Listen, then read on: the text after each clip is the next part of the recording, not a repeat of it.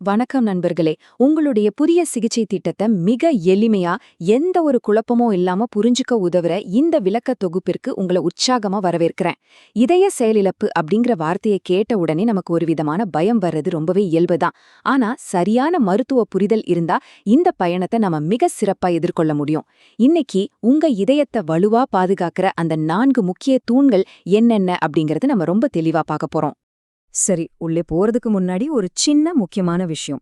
இந்த தொகுப்புல நாம பேசுற தகவல்கள் எல்லாமே உங்களோட புரிதலுக்காகவும் கல்வி நோக்கங்களுக்காகவும் மட்டுமே. இது நேரடியான மருத்துவ ஆலோசனை கிடையாது. உங்க மருந்துகளை தொடங்குறதுக்கோ நிறுத்துறதுக்கோ அல்லது மாத்துறதுக்கோ முன்னாடி கண்டிப்பா உங்க மருத்துவரை கலந்து ஆலோசிக்கணும். சரியா? சரி, வாங்க இப்போ விஷயத்துக்கு வருவோம். மருத்துவரை பார்த்துட்டு வந்த பிறகு ஏன் திடீர்னு ஒரே நேரத்துல இவ்வளவு புதிய மாத்திரைகள் அப்படின்னு நீங்க மலைச்சு போயிருக்கலாம். புதிதா ஒரு நோய் அறிதல் வரும்போது யாருக்குமே வர ஒரு சாதாரண உணர்வு தான் இது. ஓகே, இதை எப்படி புரிஞ்சுக்குவோம்? உங்க இதயத்தை ஒரு வீடா கற்பனை செஞ்சு பாருங்க. வீட்ல ஒரு விரிசல் விழுந்தா வெறும் சிமெண்ட்டை மட்டும் மேலோட்டமா பூசுனா பத்தாது இல்லையா? அதோட தூண்களையும் நம்ம பலப்படுத்தணும். அது மாதிரிதான் இந்த மருந்துகளும் உங்க இதயத்துக்கு ஒரு வலுவான அஸ்திவாரமா செயற்படுது. இன்னைக்கு நாம பார்க்க போற முக்கியமான விஷயங்கள் இதோ. உங்க சிகிச்சை பயணத்தை எப்படி தொடங்குறது, அந்த 4 தூண்கள் என்ன, மருந்தோட அதிகபட்ச அளவை ஏற்றது ஏன் முக்கியம், இதயம் மற்றும் சிறுநீரகங்களை எப்படி பாதுகாக்கிறது, அப்புறம் ஒரு சுறுசுறுப்பான வாழ்க்கைக்கு எப்படி திரும்புறது, இதெல்லாம் பத்தி தான் நாம சுருக்கமா பேச போறோம். சரி, முதல்ல உங்க சிகிச்சை பயணத்தை எப்படி தொடங்குறது அப்படிங்கறதுல இருந்து ஆரம்பிக்கலாம். எந்த ஒரு பயணமா இருந்தாலும் நம்ம இப்போ எங்க இருக்கோம், என்ன சிக்கலை எதிர்கொள்றோம்னு தெரிஞ்சுக்கிறது ரொம்ப அவசியம். உங்க மெடிக்கல் ரிப்போர்ட்ல HFrEF அப்படின்னு ஒரு வார்த்தையை பார்த்திருப்பீங்க. இது ஏதோ பெரிய மருத்துவச் சொல் அப்படின்லாம் பயப்பட தேவையில்ல. இதோட அர்த்தம் ரொம்ப சிம்பிள். உங்க இதய தசை கொஞ்சம் பலவீனமா இருக்கிறதால உடம்புக்கு தேவையான ரத்தத்தை அதனால முழு பலத்தோட பம்ப் செய்ய முடியல, அவ்வளவுதான். இந்த சுமையை குறைச்சி உங்க இதயத்துக்கு ஒரு நல்ல சப்போர்ட் கொடுக்கறதுக்கு தான் மருத்துவர்கள் உதவி செய்யறாங்க.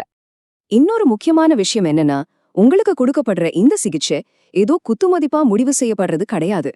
இங்கிலாந்தோட நைஸ் மற்றும் NHS மாதிரியான உலகின் மிக உயர்ந்த தேசிய சுகாதார தரநிலைகளோட வழிகாட்டுதலின்படிதான் இது ரொம்ப துல்லியமா வடிவமைக்கப்பட்டிருக்கு. அதனால உங்க ஆரோக்கியம் மிகச்சிறந்த அறிவியல் சான்றுகளோட அடிப்படையில தான் கையாளப்படுது அப்படின்னு நீங்க முழுமையா நம்பலாம். இப்போ நாம அடிக்கடி சொல்ற அந்த 4 தூண்கள் பத்தி கொஞ்சம் விரிவா பார்ப்போம்.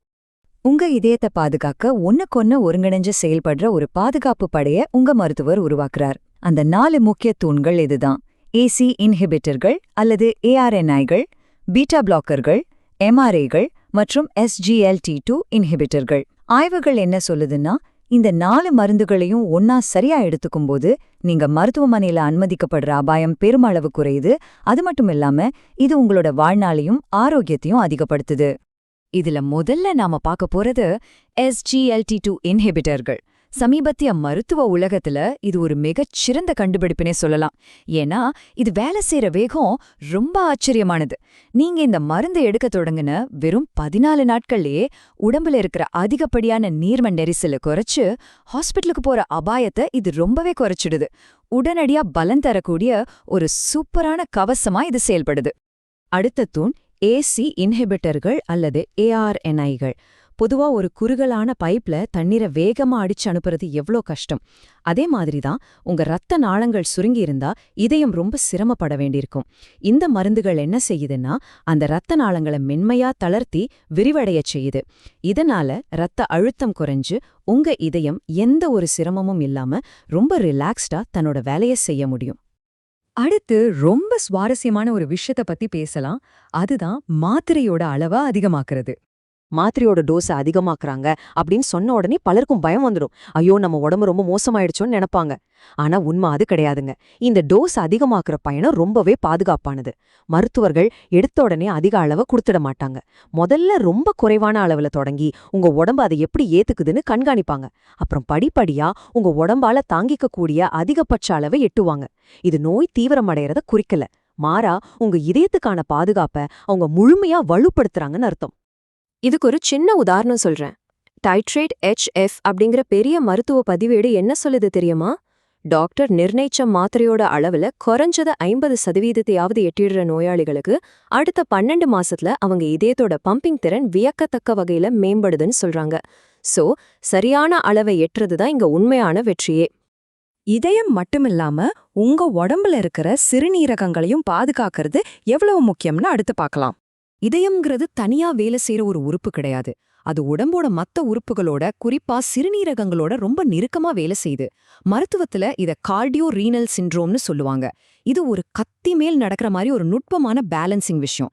உங்க இதயம் சிறப்பா செயல்பட உடம்புல இருக்கிற அதிகப்படியான நீர் வெளியேறணும். ஆனா அதே நேரத்துல உங்க சிறுநீரகங்கள் சரியா வேலை செய்ய அதுக்கு தேவையான நீர்மமும் சீரான ரத்த அழுத்தமும் தேவை. ஒன்னு சரி செய்யும் போது இன்னொன்னு பாதிக்கப்படாம பாத்துக்கிறது தான் மருத்துவர்களுக்கு இருக்கிற பெரிய சவால். அதனால தான் உங்க மருத்துவர் உங்க கிட்னி டெஸ்ட் ரிப்போர்ட்டை ரொம்ப ரொம்ப உன்னிப்பா கவனிப்பார். உங்களுக்கு ஒருவேளை சிறுநீரக பிரச்சனை இருந்தா, அதாவது EGFR 45க்கும் கீழே இருந்தா, இந்த 4 தூண் மருந்துகளையும் ரொம்ப குறைவான அளவிலே தொடங்கி ரொம்ப மெதுவாவே அதிகரிப்பார். இதயம், சிறுநீரகம் ரெண்டையுமே சேஃபா வச்சுக்கிறது தான் அவரோட முழுமையான நோக்கம். கடைசியா இந்த தொடர் சிகிச்சையால உங்க அன்றாட வாழ்க்கையில என்ன மாற்றம் வரப்போகுதுன்னு பார்க்கலாம். இந்த மெடிக்கல் ரிப்போர்ட், மாத்திரையோட அளவு, இதெல்லாம் தாண்டி உங்களுக்கு உண்மையிலே தேவையானது என்ன? உங்க அன்றாட வாழ்க்கைய எந்த ஒரு தடையும் இல்லாம ரொம்ப சந்தோஷமாவும் சுறுசுறுப்பாவும் வாழணும், அதுதானே? இந்த 4 தூண் சிகிச்சைகளை சரியா எடுத்துக்கிறதுனால கிடைக்கிற நன்மைகள் ஏராளம். உடம்புல சேர்ற அதிகப்படியான நீரை இது வெளியேத்துது, இதயத்தை சோர்வடைய செய்யற ஹார்மோன்களை தடுக்குது. இதனால மூச்சு திணறல், கால்வீக்கம் மாதிரியான பிரச்சனைகள் குறைஞ்சு, ஹாஸ்பிட்டலுக்கு ஓடுற தேவையும் குறைஞ்சு, நீங்க மறுபடியும் ஒரு நீண்ட சுறுசுறுப்பான வாழ்க்கைக்கு திரும்ப இது ரொம்பவே உதவுது. இது பத்தி புகைப்பற்ற மருத்துவ நிபுணர் டாக்டர் பீட்டர் கோப்பன்ஸ் சொல்றத நாம கவனிக்கணும். உடம்புல சேர்ற நீர்ம நெரிசலுக்கு சரியான சிகிச்சை அளிக்கிறது தான் இதய செயலிழப்பு நிர்வாகத்தோட ஆணிவேர் அப்படின்னு அவரு சொல்றாரு. ஏன்னா இதுதான் அறிகுறிகளை குறைச்சு ஆயுள நீட்டிக்க உதவுது. முறையான மருத்துவ வழிகாட்டுதல் உங்களுக்கு கண்டிப்பா ஒரு உறுதியான நம்பிக்கையையும் உண்மையான நிவாரணத்தையும் கொடுக்கும். இப்போ உங்ககிட்ட நான் ஒரு கேள்விய கேட்க விரும்புறேன். நீங்க ஆசைப்பட்ட விஷயங்களை மறுபடியும் எந்த தடையும் இல்லாம செய்ய உங்களுக்கான இந்த 4 தூண்களை பத்தி தெளிவா புரிஞ்சுக்கிட்டேன். அதை எப்படி சிறப்பா அமைக்கிறதுன்னு இன்னைக்கு உங்க மருத்துவரை சந்திச்சு பேச நீங்க தயாரா? கண்டிப்பா தயாரா இருப்பீங்கன்னு நம்புறேன். உங்க ஆரோக்கியம் உங்க கைகள்ல தான் இருக்கு. சரியான புரிதலோட ரொம்ப துணிச்சலா உங்க சிகிச்சை பயணத்தை தொடங்குங்க. மீண்டும் ஒரு பயனுள்ள விளக்க தொகுப்புல உங்களை சந்திக்கிறேன். நன்றி, வணக்கம்.